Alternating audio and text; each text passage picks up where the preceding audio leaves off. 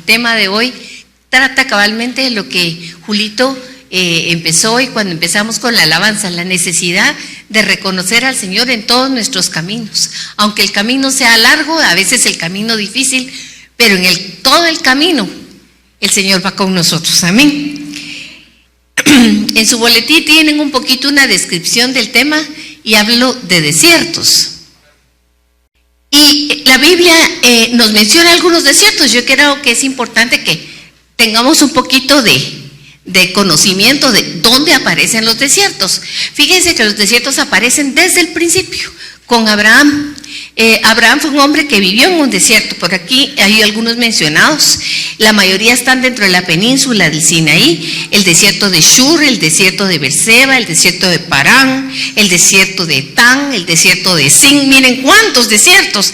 El desierto del Sinaí, y donde le dio a conocer a Moisés su nombre, y donde él le dice quién es verdaderamente, y se manifiesta a todo el pueblo, que en ese momento empieza a ser pueblo, porque hasta ahí no eran pueblo, eran una tribu, de un montón de familias unificadas, ¿verdad?, por los lazos familiares. Pero en realidad ellos empiezan a ser pueblo en el desierto del Sinaí, cuando Dios se les revela a ellos y les dice: bueno, ¿quieren ser mi pueblo? Bueno, entonces miren, yo soy así, así, así, y ustedes tienen que ser de tal y tal manera si quieren ser mi pueblo. Y ellos dijeron: sí, sí queremos. Bueno, entonces Dios se dio a conocer con ellos ahí en este marco del desierto del Sinaí. Y luego también podemos mencionar el desierto de Pares y el desierto de Cádiz. Pero un desierto, yo les pregunto, quiero que me levanten la mano, ¿quién ha ido alguna vez a algún lugar desértico? Pocos, ¿verdad? Guatemala más bien es un lugar muy verde, muy, muy verde. Pero el desierto es árido. Tenemos aquí en Guatemala un lugar que podríamos pensar que se parece, y es el área de Zacapa, el área de donde está antes de llegar a Zacapa, que es tan seco, tan árido. Sin embargo, ahí a veces hasta encontramos arbolitos, ¿verdad? Pero es lo que más se asemejaría cercano a nosotros. Pero un verdadero desierto es un lugar donde más bien se parece a eso que están viendo ustedes ahí. Es un lugar totalmente árido, donde no se ve ni vegetación, ni fauna, y más bien no hay un lugar de sombra. Todo el tiempo está el sol muy ardiente en la mañana, y los cambios de temperatura son tan groseros, porque en la noche hace unos fríos tremendos, así como en la mañana hace un calor terrible. En la noche hay un cambio de temperatura y hay frío, hay verdaderamente muy fuerte. Pero aparte de todo lo que pudiera ser la parte de clima, también los desiertos tienen topografías diferentes. El desierto que vimos primero, el desierto del Sinaí, se caracteriza por montañas altas y muchos lugares planos. Pero en el Nuevo Testamento también se menciona un desierto, y en el Nuevo Testamento el desierto que se menciona es el desierto de Judea. Y ese desierto es un poco diferente a los demás, porque el desierto de Judea se caracteriza por muchas montañitas y grandes hondonadas. Incluso en esas hondonadas es cuando uno ve que en medio de ellas hay caminos de ríos trazados. Hay, ¿cómo se llaman? Cuando los cauces de ríos secos a veces, y otras veces puede ver uno que hay agua en ellos. Entonces los desiertos, hay diferentes clases de desiertos, y dentro de los desiertos habitan animales que la Biblia menciona que los leones habitan en los desiertos, no solo en las selvas de África, también en los desiertos. Son leones feroces. Habitan las serpientes más mortíferas del planeta. Tal vez en ellos hay cobras, hay áspides con venenos muy fuertes. Aquí en Guatemala hay serpientes muy poderosas también. Pareciera que no, pero fíjense que nuestra gente está expuesta a esas serpientes. Hace poco tuvimos la tristeza de un joven que no vio cuando salió a cortar leña y se paró en una barba amarilla. Y la barba amarilla lo mordió y murió en cuestión de 2 semanas. Eso fue hace poco, aquí cerca. Sus animales todavía están. Una compañera de uno de mis hijos un día llegó a su casa, encontró debajo de su cama una cascabel. ¿Qué les parece? Les recomiendo que revisen sus camas hoy cuando lleguen hoy en la noche. Estas alimañas es difícil verlas porque se esconden debajo de las piedras, y especialmente en los desiertos. ¿Saben por qué? Porque las piedras les ocasionan cierta protección, les calman durante el día el calor y en la noche les calman el frío, ¿verdad? ¿Dónde se menciona el desierto de Judea? Acompáñenme en la palabra, vamos a ir a Mateo 3:1, por favor. Ese es el inicio de la predicación de Juan el Bautista. En el capítulo 3 de Mateo dice: en aquellos días vino Juan el Bautista predicando. ¿En dónde? En el desierto de Judea. Y en el versículo 2, ¿qué era la predicación de Juan el Bautista? Muy bien, arrepentíos porque el reino de los cielos se ha acercado. No era que iba a venir, ya estaba en medio de ellos. El reino de los cielos ya estaba aquí en la tierra. Esta misma cita ustedes la pueden encontrar en Marcos 1 del 1 al 8 y en Lucas y en Juan. Cuando la Biblia hace referencia a un texto en diferentes partes de ellas, es porque es muy importante para nosotros. Dios tiene interés que sepamos que hubo alguien que vino y que predicó que había que arrepentirse, que había que enderezar los caminos, que había que hacer sendas derechas, porque venía el gran Rey de la Gloria para estar en este desierto de la vida. El desierto también ese fue mencionado en Mateo, en Marcos y en Lucas en relación a las tentaciones de Jesús. Podemos ir, por favor, a Marcos 1:12. Acompáñenme, ahí vemos otra manifestación del desierto. Marcos 1:12. Las tentaciones de Jesús. Y dice en Marcos 1:12: luego el Espíritu le impulsó al desierto. Pero vamos a irnos a Marcos 1:11 primero.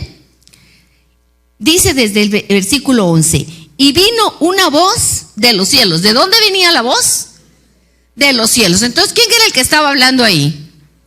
No era cualquier hombre, cualquier ser humano. Era Dios el que estaba hablando desde los cielos. Y él dice algo importantísimo, una declaración. Le dice: tú eres mi hijo amado, en ti tengo complacencia. Punto. Aparte. Y luego el Espíritu le impulsó al desierto. Y estuvo allí en el desierto 40 días. Y era tentado por Satanás. Y estaba con las fieras. Y finalmente los ángeles le servían. Yo quiero que nos paremos un momentito, porque yo sé que todos hemos leído esta cita y tal vez la hemos leído y la pasamos a la carrera, pero pensemos. Primero, la declaración de Dios le habla a Jesús saliendo del Jordán. Es el momento que se abren los cielos y una voz extraordinaria. Yo no sé cuántos la habrán oído en ese momento, pero seguro que Jesús sí que la oyó. Tú eres mi hijo amado, en ti tengo puesta mi complacencia. Cuando tú le dices a tu hijo: tú eres mi hijo amado, es que te amo. Tú llenas, verdaderamente me has honrado. Tú eres un hijo obediente, tú eres un hijo excelente. Yo en ti tengo puesta mi confianza. Yo te doy a administrar todo lo nuestro porque veo que tú te has esforzado, eres valiente. El patojo se siente inflado, ¿no? Feliz de que su papá diga todo eso de él. Y aquí Dios le está hablando a su hijo. Le dijo: tú eres, de entre toda la humanidad, mi hijo amado. Tú eres en quien yo me complazco. Yo digo, Jesús se quedó maravillado. Pero miren, en ese instante, inmediatamente después, viene el Espíritu Santo. Y el Espíritu Santo le lleva a Jesús al desierto. No fue el diablo el que lo llevó al desierto. Pongan atención. El Espíritu Santo lo llevó al desierto. Y fíjense lo que pasó Jesús en el desierto. Estuvo allí 40 días, en tierra inhóspita, en lugar de sequedad, en lugar de soledad, sin agua, sin mucha agua, sin alimento. De día un calor abrasador, de noche un gran frío. Pero era ¿quién? El Hijo amado, el que le daba la complacencia al Señor. Pero el Espíritu lo llevó ahí y le dijo, y después de 40 días de estar allí, era tentado por Satanás. No quiere decir que al final de los 40 días fueron las tentaciones. Mis hermanos, las tentaciones en el desierto de Jesús empezaron desde el principio. Y aquí el evangelista la resume en unas 3 tentaciones. Pero esas tentaciones fueron todo ese trayecto, todo ese tiempo ahí. Fue tiempo de prueba, fue tiempo de tentación para Jesús y fue tiempo de resistencia en su corazón contra el enemigo de su alma. Y al final, incluso dice, y estaba con las fieras. Lo rodeaban fieras, alimañas. No era un lugar agradable. Pero al final recibió la visitación de los ángeles que le servían. Esta misma cita la vemos también en otros evangelios. Es importante reflexionar esto. El desierto fue preparado por Dios mismo también. Y nos lleva al desierto Dios. No es el diablo el que te lleva al desierto. Pongan atención a esto. Y también se menciona en otro lugar de la Biblia como un lugar de milagros. En el Antiguo Testamento vemos que en el desierto es donde Dios hizo las manifestaciones mayores de su gloria. En la montaña de Sinaí temblaba cuando Dios estaba presente. Esa montaña temblaba, retumbaba, desaban truenos y centellas. Yo me imagino que era como ver una erupción, pero a pocos metros. Tan fuerte era la manifestación que la gente tenía temor de acercarse a la montaña. Pero después también en el Evangelio se menciona que en un lugar desierto, cerca del mar de Genesaret, estuvimos ahí una vez con Ángel. Es un lugar bastante árido, seco, una montaña diferente del lugar del lago Genesaret. Y allí es un lugar seco. Ahí fue donde Jesús hizo la multiplicación de los panes. Ahí manifestó Él su gloria. En un lugar de desierto, en un lugar donde la gente tenía hambre, donde estaba cansada, donde estaba agobiada. Allí, en medio del desierto, Jesús se manifestó también. El desierto, para nosotros, si vamos en época de ahorita o en los primeros días de enero al área de Zacapa, vamos a ver que eso está totalmente árido. Los arbolitos que pudieran estar verdes en otra época ahorita son verdaderamente como puros chiribiscos secos. Pero si vamos por la época de las lluvias, aunque sea un poquito, vemos que hay un poquito de maleza. Incluso uno ve cabritas comiendo en el camino. Lo han visto algunos que han ido por ahí. Bueno, el desierto de Judea tiene unos pocos meses donde llueve abundantemente. Y cuando esa lluvia cae, Dios es tan precioso que permite que donde no hay nada, el desierto florece. Ahora, no solo florece, sino que corren abundancia de ríos. Y los pastores, es una de las actividades en Israel, el pastoreo, sacan a sus ovejas y los llevan pastando a diferentes lugares del desierto. Y por eso el Salmo 23 dice: el Señor es mi pastor, nada temeré. Él me conduce por lugares, por caminos desiertos, por caminos difíciles, pero no tengo temor, dice la oveja, porque mi pastor lleva una vara y un cayado. La vara y el cayado que, aunque yo no lo vea, lo escucho cuando hace.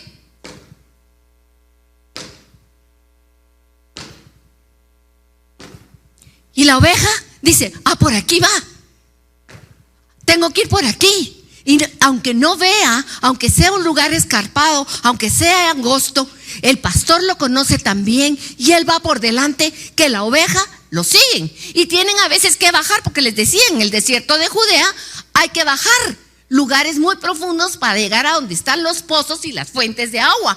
Pero el Señor, el pastor, ahí es a donde lleva a las ovejas, y las ovejas lo siguen y luego los regresa y luego los lleva a verdes prados. Esos verdes prados, no crean que son aquí la costa sur donde las vacas de nosotros pastan, no, son esos desiertos de Judea donde las lluvias hacen creer una fina capa de hierba muy tierna, donde una hierba agradable para que reposen las ovejas. Ese tiempo es un lugar de reposo y de refresco para estos animalitos. Ahora la pregunta es: ¿por qué hay desiertos? Acordémonos, y aquí nos vamos a ir a antes de la fundación del mundo, no tan lejos, pero vamos a irnos al momento de la creación. Cuando Dios empieza la palabra de Dios, cuenta contando la creación, dice que Él dijo, hágase, hágase y hágase. Y finalmente preparó la casa de habitación para el hombre y la describe como un jardín. Y dice que Dios puso allí a la corona de su creación, al ser humano. No lo puso en un desierto. ¿Dónde lo puso? En un jardín que fluían ríos, donde había de toda clase de árboles frutales, buenos para la vista y buenos para comer. Todo lo necesario estaba suplido ahí, pero sobre todo era el lugar de encuentro con Dios y el hombre. El jardín de la vida era un lugar de encuentro de Dios con el hombre, y era el deseo de Dios para cada ser humano que hubiéramos decidido por Él para vivir eternamente con Él en ese lugar de presencia, de armonía, de bendición. Pero lo que pasó fue que el hombre pecó y la muerte entró. Y la muerte, dice Romanos, pasó a todos los hombres. Vámonos a Romanos 5, por favor, acompáñenme. Esta cita es muy importante. Vamos a ver lo que dice Romanos 5:12. Lo leemos todos juntos. Por tanto, como el pecado entró en el mundo por un hombre, y por el pecado la muerte, así la muerte pasó a todos los hombres, por cuanto todos pecaron. ¿Por cuántos hombres entró el pecado en el mundo? ¿Y qué fue lo que trajo el pecado? ¿Y la muerte a quién pasó? La muerte le pasó a usted. La muerte se nos contagió a todos. Y la muerte no existía antes del pecado. La muerte vino a consecuencia del pecado. Pero veamos la muerte. No le voy a pedir que piense en ningún ser querido muerto, pero todos hemos visto algún animal muerto. Hemos tenido alguno la pérdida de un animalito, de una mascota. Miren, yo creo que eso es parte del crecer, porque cuando tenemos la pérdida de una mascota, siendo niños o siendo jóvenes, es un dolor intenso en el corazón si hemos querido a nuestra mascota. ¿Sí o no? Yo le contaba a mis nietos hace unos días, ellos tuvieron esa pérdida, tenían una perrita después de 11 años, de verla que creció con ellos, que la amaron y que era verdaderamente un animalito amorosísimo. Murió y yo vi el dolor tan intenso que esto trajo al corazón de ellos. Y yo me acordé entonces que yo tuve mi primera pérdida de un animalito como a los 8 años, se llamaba Tofi. Mi papá me lo había regalado pequeñita y me dolió mucho que Tofi muriera. Pero mi primera pérdida verdadera fue cuando tenía 19 años, jóvenes que están aquí. Tenía 19 años cuando mi papá murió. Es una pérdida que te quiebra el corazón. Algunos tenemos la bendición de tener a nuestro papá. Yo, por otro lado, tengo a mi mamá, que tiene 103 años. Este año cumple 104. Entonces sé lo que es tener una mamá longeva. Pero tuve a una temprana edad una pérdida muy significativa y pocos años después murió de mí y mi hermano muy joven, en un accidente, con 37 años. La pérdida, la muerte es horrible. No solo por la separación de un cariño, sino todo lo que trae. La pérdida de relación con aquel que se va, pero además la muerte trae putrefacción. La muerte trae a la larga una indiferencia. ¿Saben por qué? Porque uno no puede estar todo el tiempo con el dolor en el corazón y entonces lo hace a un lado, esos recuerdos, para poder seguir adelante. Ese no era el plan de Dios para el hombre. Dios no quería eso. Dios quería que viviéramos en un jardín. Y la muerte se contagió a todos los hombres, pero no solo a todos los hombres, mis hermanos. Se contagió a los animales. Se contagió a la creación, a todo lo que es naturaleza. La Biblia dice que la naturaleza está esperando la manifestación gloriosa de los hijos de Dios. Y la manifestación gloriosa de los hijos de Dios tiene que ver con resurrección y con vida. Porque la naturaleza entera quedó condenada a causa del hombre. Porque Dios le había dado al hombre la autoridad sobre la naturaleza. Y cuando todo lo creado, y cuando el hombre pecó, la muerte que él tuvo se extendió como un cáncer a todo. La enfermedad, hija favorita de la muerte. la tristeza, el enojo, la división, todo eso es fruto de la muerte. No solo es la separación de un ser querido. La muerte es podredumbre, es corrupción, es dolor, es tristeza. Así que pensemos qué diferente hubiera sido si el hombre, en lugar de elegir por creerle a Satanás, le hubiera creído verdaderamente a Dios y hubiera comido del árbol de la vida. Hubiéramos tenido un jardín, un perfecto jardín entre nosotros. La muerte no sería parte de la vida, ni los problemas, ni las guerras, ni nada. La creación estaría perfecta. Pero sin embargo, como esto no se dio, Dios ya tenía listo un plan. Él no sacó un plan en ese momento que el hombre falló.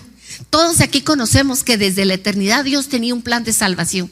El Cordero no fue inmolado hace 2000 y pico de años. El Cordero de Dios fue inmolado desde antes de la fundación del mundo. La sangre de vida del Cordero fue dada en el propiciatorio eterno, donde no había necesidad de haber sacrificio. Tuvo que hacerse un sacrificio, tuvo que morir un inocente, y fue Dios mismo el sacerdote que hizo el primer sacrificio. No fue un sacerdote humano, el sacerdote de la orden de Melquisedec, ese eterno Dios que estaba en el cielo. Él tuvo que hacer el sacrificio de su propio hijo para que hubiera sangre de vida a favor de nosotros, que se manifestó hace 2000 años en esta tierra.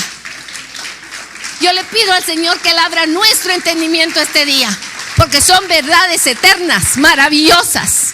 Amén. Y Dios, que es la vida misma, Él no tiene la vida. Dios es la vida. Y Jesús lo declara en Juan 14:6. Jesús dice: yo soy. Se antepone el nombre del Eterno. Ese yo soy. Jesús sabía muy bien que estaba hablando. No estaba usando un verbo, sino que estaba hablando un sustantivo. Yo soy es su nombre. La vida. Yo soy el camino. Yo soy la verdad. Y el Dios de la vida se metió dentro de la muerte. ¿Lo había usted pensado alguna vez? El Dios eterno, sin mancha, perfecto, se metió dentro de la muerte. Aquí es la muerte. Y Él vino de la vida, Él trajo la vida. Entró en este mundo para sufrir y para ser solidario con nosotros en todas las aflicciones que trajo el pecado a la humanidad. Y se acerca en el Antiguo Testamento a un hombre al cual saca de la comodidad que es Abraham. Lo saca, lo lleva a Aram y lo hace caminar por el desierto. ¿Se recuerdan un poco de la historia de Abraham?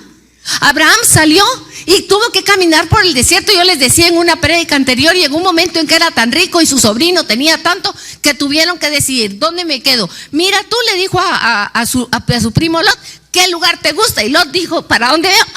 Allá se ve verdecito, y se fue cerca de la ribera del Jordán. ¿Qué le quedó a Abraham? El desierto. Pero ahí en el desierto, en la soledad, es donde Dios hace el pacto con él. Es donde Él le dice que lo va a hacer dueño de una tierra preciosa, una tierra donde emana leche y miel, donde le dice que va a tener una descendencia como en las estrellas, como las arenas del mar, y le dice: mira, a ver si las puedes contar, es incontable. Agarre usted un puñado de arena y aunque quiera y se pase ahí saber ni cuántos días, no va a poder contar, porque los granos de arena en un puñado son incontables. Pero Dios no le dijo: tu descendencia va a ser como un puñado, sino le dijo: tu descendencia va a ser como las arenas del mar. Y esas somos nosotros. Somos descendencia, somos familia de Abraham, porque hemos sido injertados en él como familia. Ahí en el desierto, en una noche de oscuridad, Él levantó los ojos al cielo y dijo: imposible de contar. ¡Qué emoción, mis hermanos! Allí en el desierto hizo Dios un pacto con la humanidad, y Abraham era nuestro representante. Él era el representante de la raza humana ahí. Lo sacó para estar a solas y para darse a conocer, porque el desierto tiene varios propósitos, pero yo quiero llevarlos primero a que recordemos algo. El desierto es un camino donde no hay camino, porque usted se va a un desierto Y ahí no hay nada trazado, porque usted traza hoy un camino y mañana hay una tormenta de arena y ya no hay camino. ¿Sí o no? Entonces el desierto pero fue un camino, porque para el pueblo de Israel tuvo que atravesar el desierto para ir de la esclavitud a la tierra de la libertad. Había que pasarlo, no había por otra, no había más. Tenían que atravesar el desierto. El desierto también fue un lugar de despedida del pasado. ¿Cómo fue eso de la despedida del pasado? Mire, cuando ellos pasaron el Mar Rojo, lo pasaron en seco. Pero cuando dieron la vuelta y se había quedado Faraón ahí enterrado bajo las aguas, ya no había posibilidad de regresar. Aunque después estaban diciendo, ay, si que hubiéramos comido allá melones. ¿Y cómo era de rica la carne? No digo la palabra que se me viene a la mente. Pero de verdad, ¿qué melones ni qué carne si no tenían nada? Ni siquiera les daban el barro para cocer los ladrillos. Pero después del otro lado, la imaginación es engañosa, nuestro corazón es perverso y hasta nos hace pensar que la vida que pasamos antes de conocer a Cristo es mejor que la que tenemos ahora. ¿Le ha pasado? A mí me ha pasado. Porque yo a veces he pensado, ay, ¿qué hubiera sido de mi vida si tal cosa? Gracias a Dios que no lo permitió el Señor. Gracias a Dios que Él me sacó, me hizo pasar del Mar Rojo y no hubo oportunidad de regreso. Así que mejor me olvido de ese pasado. Así que el desierto es un lugar para mejor olvidarse de lo que dejamos atrás, como tuvo que hacer Israel. Israel tuvo que dejar atrás Egipto. Pero fue el lugar de encuentro. Es allí donde conocen a Dios, es allí donde Dios se les presenta y es allí donde Dios los enamora. El lugar del desierto es el lugar de los amores de Dios con su pueblo. Es el lugar de la soledad, donde uno no solo conoce a Dios, sino donde uno se enamora de Él. Y miren, mis hermanos, es el lugar después donde muchas veces Dios nos tiene que llevar de regreso para que nos recordemos de cómo es el primer amor. Porque a veces cuando caminamos con Él mucho tiempo, nos acostumbramos a tenerlo. Mientras estaba ahí sentada antes de subir a la prédica, el Señor me ponía en el corazón muchas caras de ustedes jóvenes que están aquí sentados.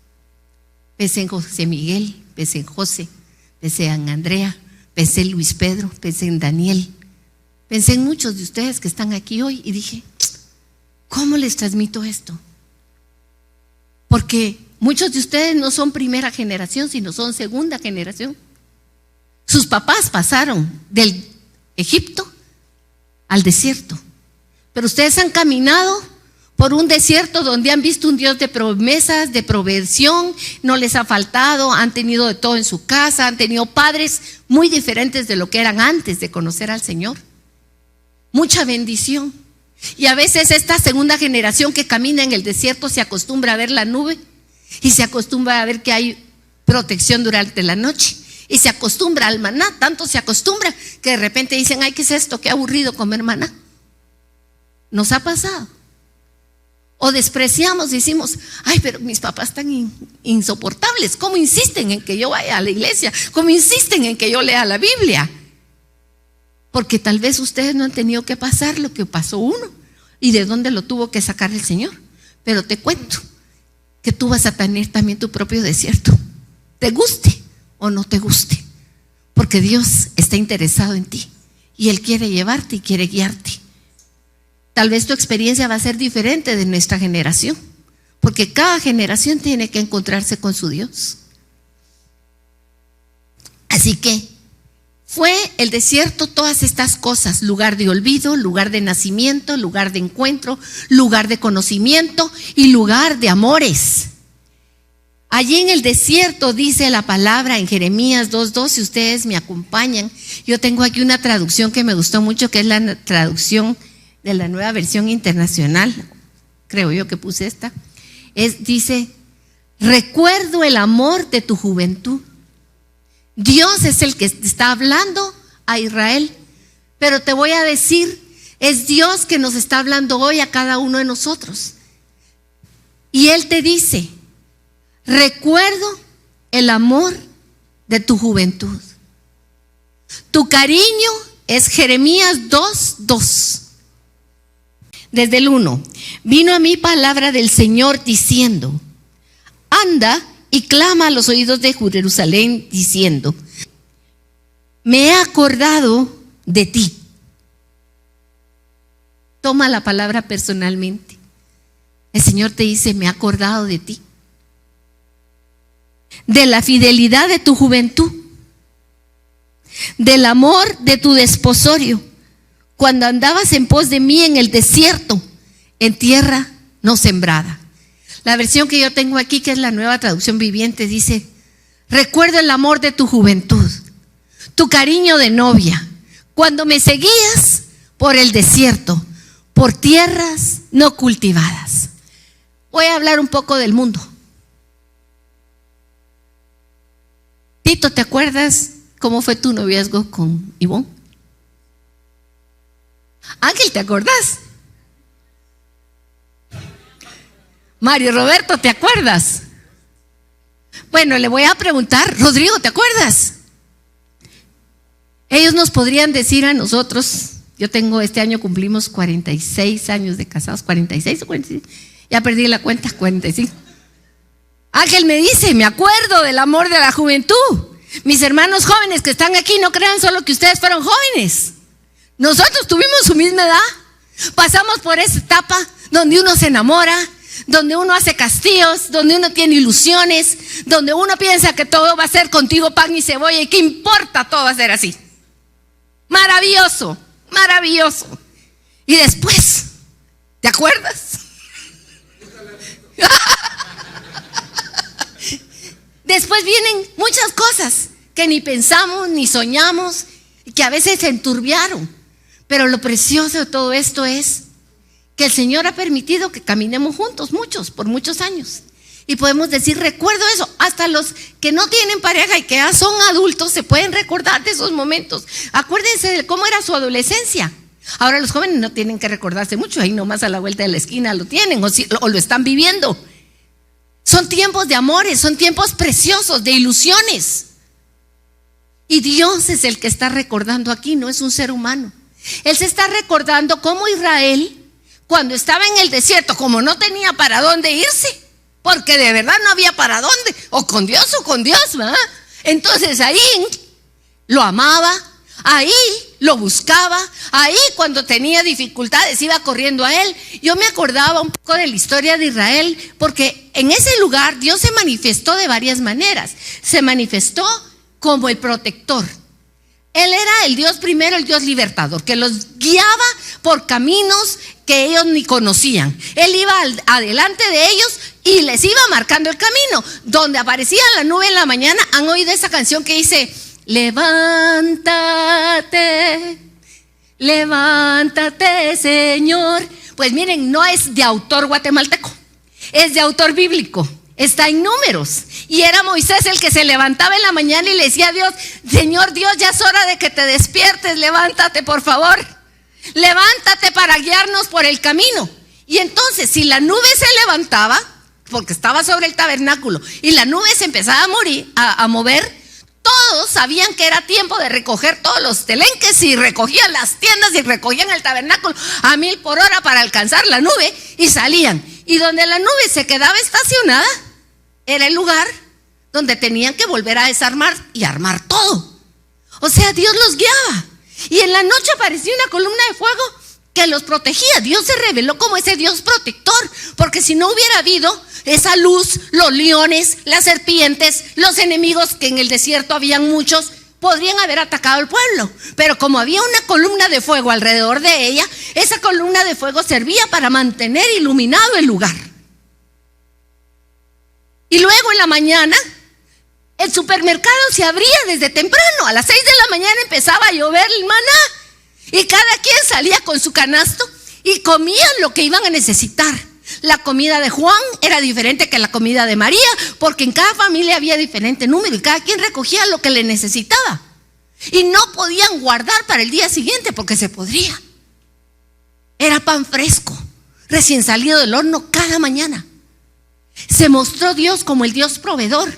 Cuando tenían sed, miren, no había un Empagua, ni un Generesa, ni ninguna empresa de agua Nada, ahí la roca misma de la vida, el Dios eterno iba detrás de ellos. Uno no se le puede imaginar cómo salía una fuente de agua en medio de la nada para darle de tomar a 4 millones de gentes. Y no solo para tomar, para bañarse, para lavar la ropa, para limpiar los trastes. ¿Cuánta agua gastamos nosotros en nuestras casas? Dios se manifestó como un Dios maravilloso. De verdad, démosle un aplauso a este Dios maravilloso, precioso, gloria a su nombre. Amén. Y miren, el hospital iba con ellos también. ¿Habían pensado ustedes eso? El hospital, ¿y qué hospital? De última generación. Dice que en la mitad del desierto, por sus malas actitudes, salieron serpientes ardientes que los estaban mordiendo y se estaban muriendo. Era enfermedad de muerte. Y entonces claman a Dios y Dios les da una respuesta. Miren para arriba. Es cierto, les dijo, miren, les mandó a hacer una serpiente en bronce y la tenían que hacer. El que volteara a verla, se le curaba la herida. Así, ahí va, había sanidad.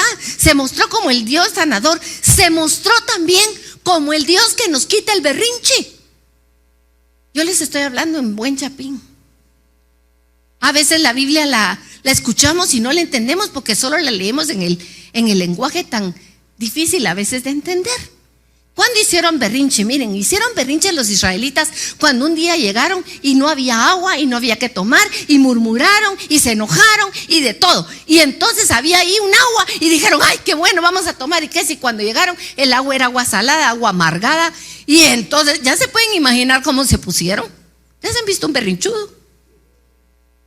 ¿Cómo se pone usted cuando está en berrinche? ¿Verdad? Cuídense, hay de aquel que consiga locura. Miren, mis hermanos, ese pueblo, un pueblo entero, era una locura. Y de ahí Dios se mostró como el árbol de la vida y de la dulzura. Porque ahí estaba ese árbol que cogió y le dijo Dios, coge ese palo y tíralo al agua. Y lo tiró al agua que no servía para nada y esa agua se convirtió en agua dulce. Así que aún en medio de tus rabietas, de tus enojos, de tu amargura, el Señor Jesús puede venir a hacer dulzura. Amén.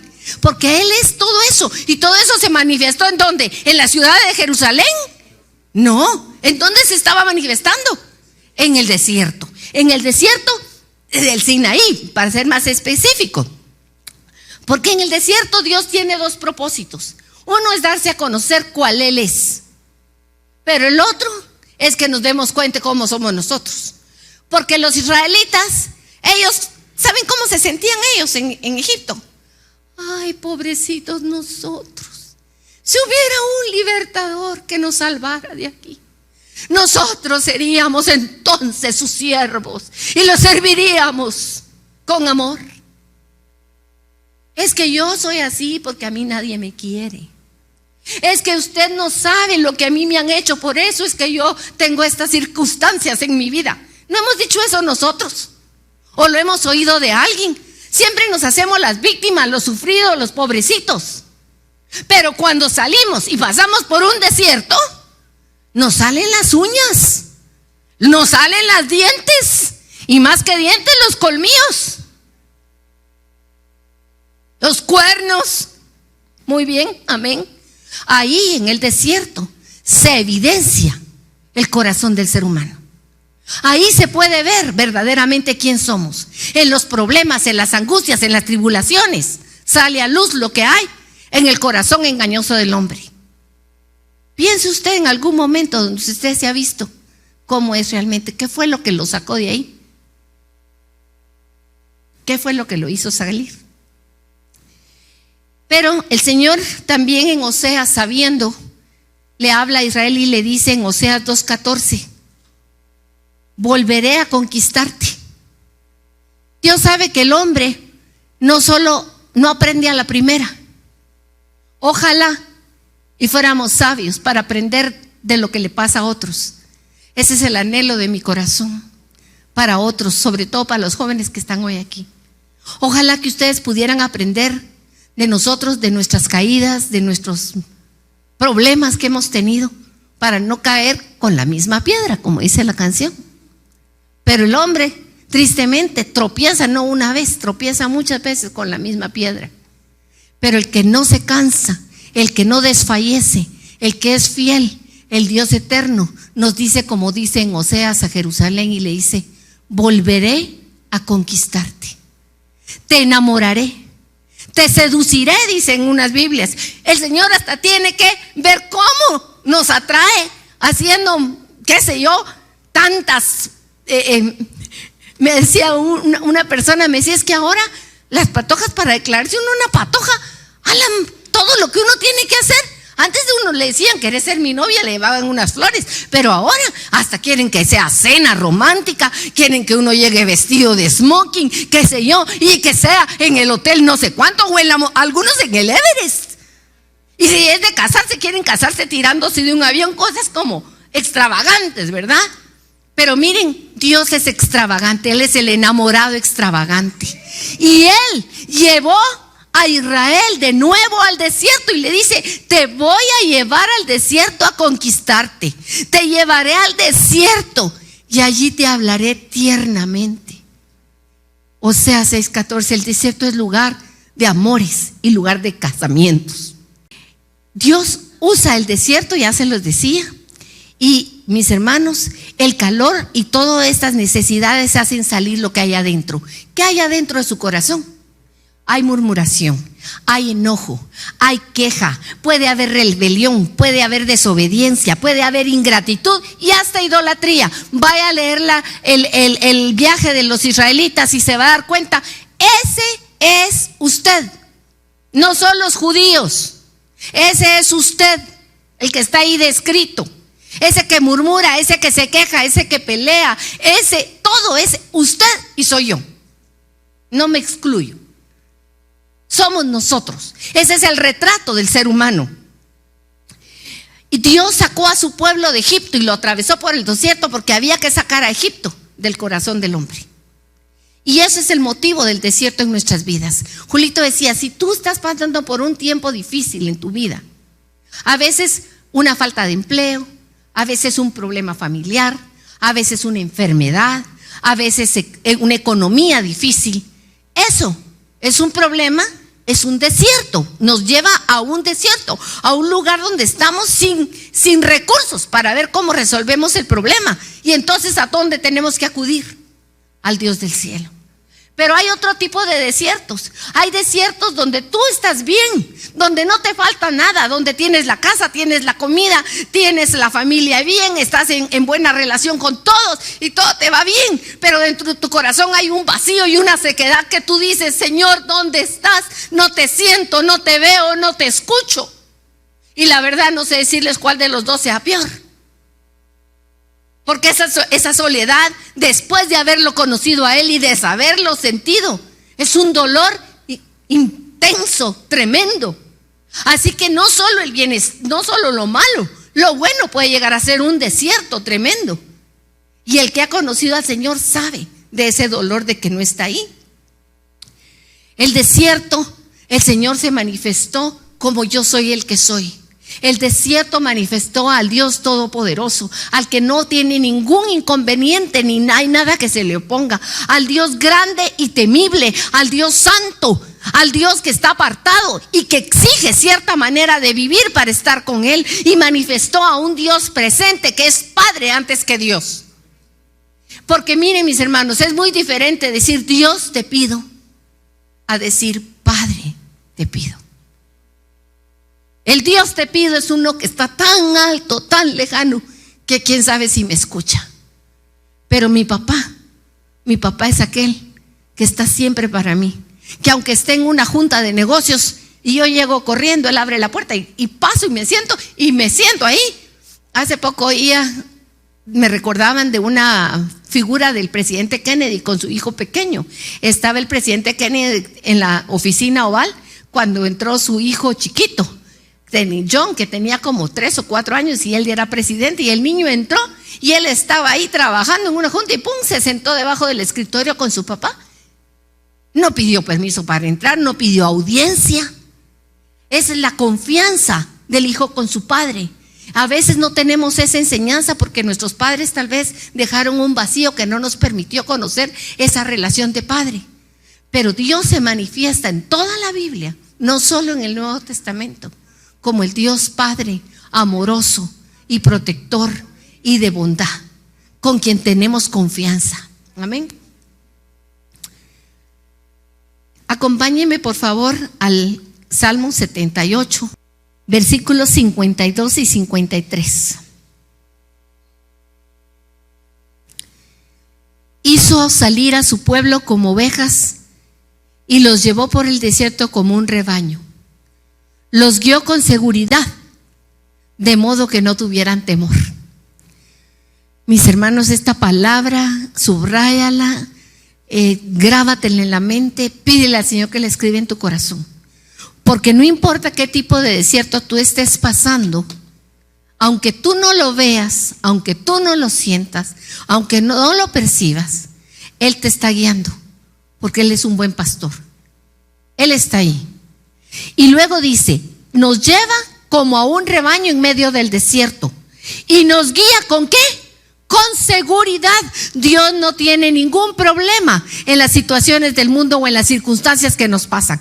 Para nosotros son problemas y circunstancias, pero para Dios solo son la materia con la que Él puede trabajar el barro del que estamos hechos. Es la materia con la que Dios hace el milagro de transformar nuestro corazón y nuestro carácter. Y nos guía por medio del desierto con seguridad para que no tengamos temor, mis hermanos. No tengamos temor de nada que está pasando alrededor.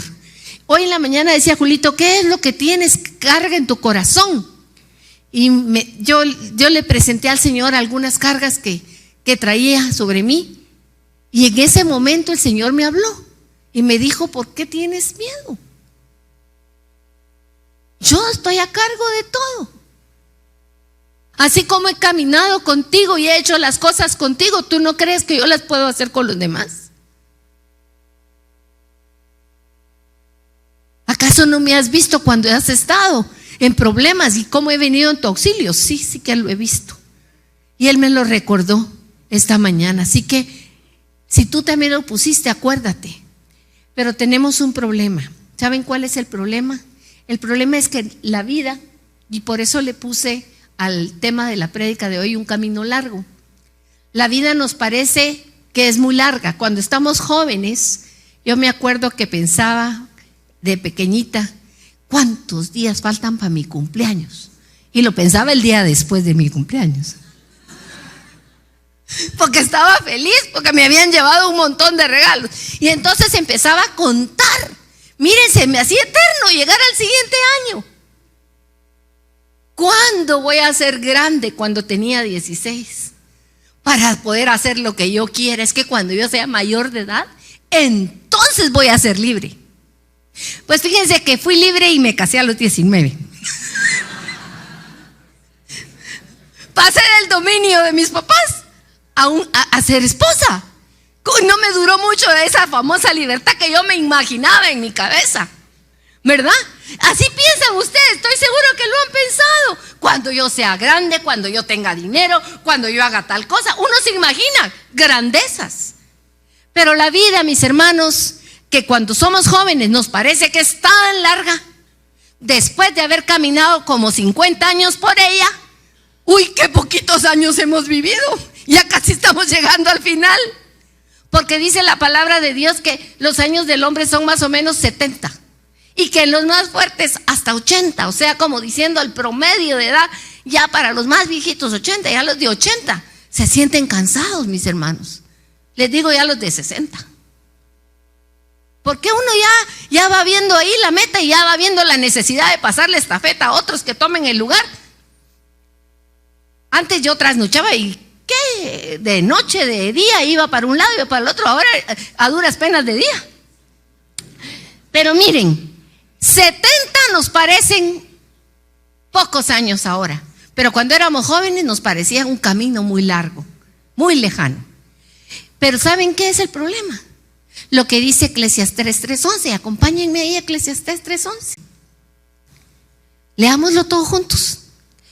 Todo lo hizo hermoso en su tiempo, y ha puesto eternidad en el corazón de ellos, sin que alcance el hombre a entender la obra que ha hecho Dios desde el principio hasta el fin. Ahora lo voy a leer en una versión especial que yo tengo aquí, que todavía no ha publicado la Sociedad Bíblica. Y dice así: todo lo hizo hermoso en su tiempo y puso eternidad en el corazón de Carol. Pero Carol no logra entender lo que es la eternidad. Por eso el tiempo se nos hace o muy largo o muy corto. Pero la eternidad es más que tiempo. La eternidad es una relación, como dice Juan 17:3. Porque la vida eterna consiste en que le conozcamos a Él y a su enviado Jesucristo.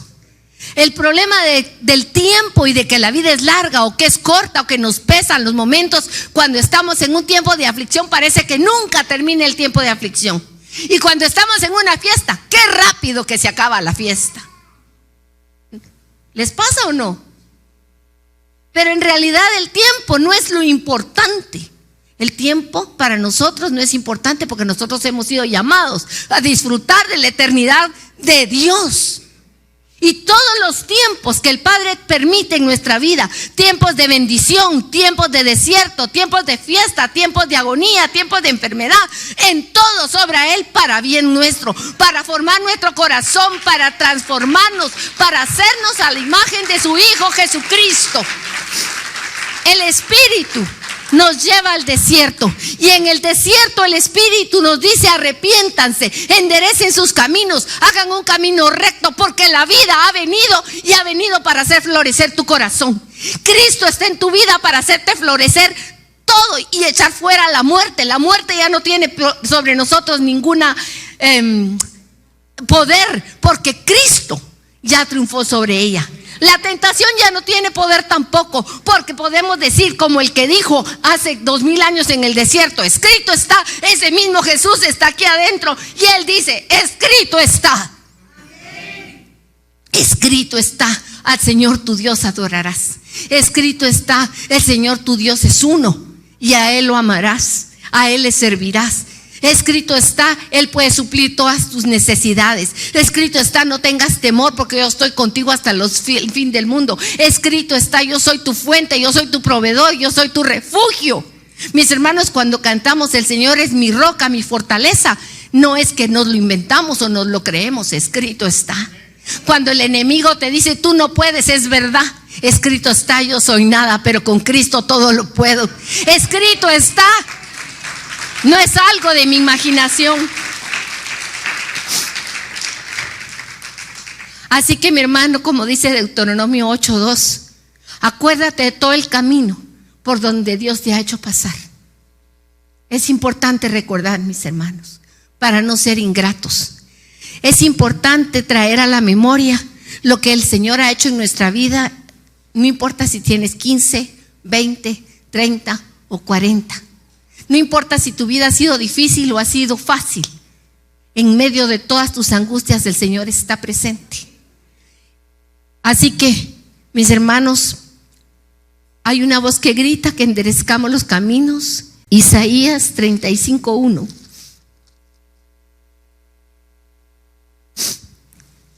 Se alegrará el desierto y la soledad. El yermo se gozará y florecerá como la rosa. Florecerá profusamente y también se alegrará y cantará con júbilo. La gloria del Líbano le será dada, la hermosura del Carmelo y de Sarón. Ellos verán la gloria del Señor, la hermosura de Dios nuestro. Hay una promesa y esta promesa es para nosotros. En el desierto de nuestra vida, Dios hará cambiar eso en un lugar como el Sarón, dice. Sarón es lo opuesto al desierto del Araba. El Araba es el lugar infértil sin fruto y Sarón es la tierra de las rosas de Sarón, el lugar de la vida. Así que ahí cantaremos. Y luego dice: mientras tanto llegan, y ese es como un paréntesis, fortalezcan sus manos cansadas. ¿Estás cansado? Fortalécete. Fortalécete y afirma tus rodillas endebles. Y decida los de corazón apocado: esforzaos, no temáis. Si aquí hay alguien que se siente así cansado, apocado, sin ganas de seguir adelante, que el enemigo le ha dicho que ya no hay esperanza, mis hermanos, yo te digo, mira, esfuérzate, no temas, porque nuestro Dios viene con retribución, con pago, y Dios mismo vendrá y te salvará. Él dijo que venía y vino, y murió y dijo que moriría y murió, y resucitaría y resucitó, y dijo que vendrá y viene, mis hermanos, viene con retribución. Él viene con retribución. Gracias, Padre, gracias porque hoy nos animas, porque nos recuerdas que no importa qué circunstancia estemos pasando, tú eres el fiel, tú eres el que nos lleva al desierto, tú eres el que nos enamoras, tú eres el que nos seduces con tu bondad, con tu misericordia. Queremos, Señor, bendecirte esta tarde, queremos alabarte, porque en medio del desierto, en medio de las alegrías, de todo momento tú estás presente. Aunque no te vea, aunque no te sienta, yo sé que estás aquí, yo sé que estás aquí, Señor. Y que trabajas en mi vida, y que trabajas en la vida de cada uno, aunque hoy no lo puedan ver, Señor. Levantémonos, levantemos nuestras manos, levantemos esas manos que a veces están cansadas, afirmemos nuestros pies en la roca firme de Jesucristo.